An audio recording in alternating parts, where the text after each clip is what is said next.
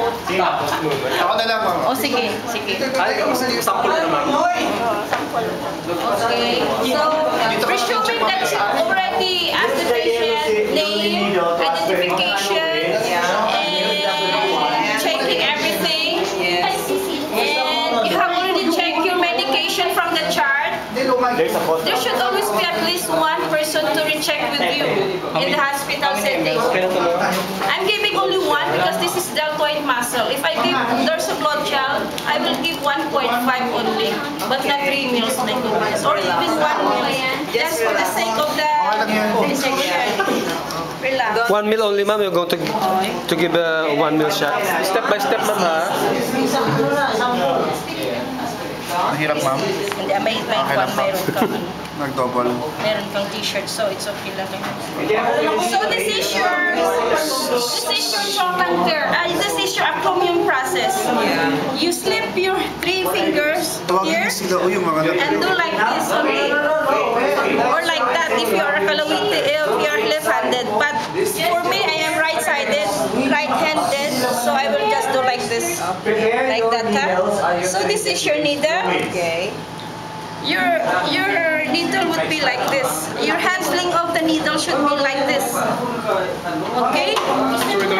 Like this, huh? Kamu na, wala ka pa naman. Like this. Your ring finger should be at the needle hub.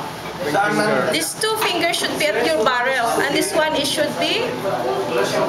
But I will use the 2-hand technique. So this is your.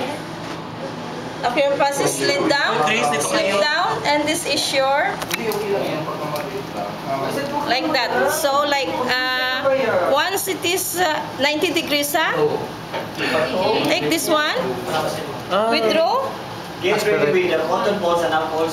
and then press, and then push. I will not give all of that, and then 10 seconds, remove, like that. Painful. Masakit? No, ma'am. Ganang kamay mo. Magkano kamay ko? Ganang nga. Sigurado ka? Yes, ma'am. Magkano kamay ko? Ano eh. Alright.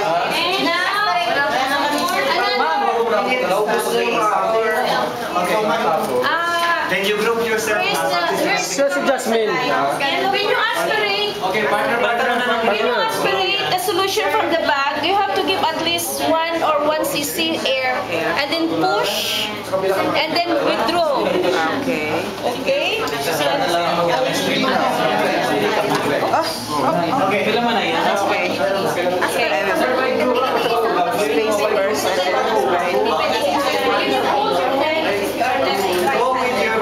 Always like this.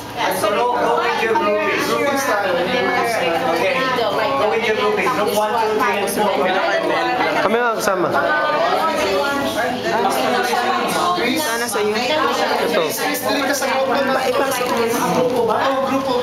Group. Ano, dito tayo. We will finish quickly. Dito. So group 1, group 2, group 3, group 4. Group 2 here.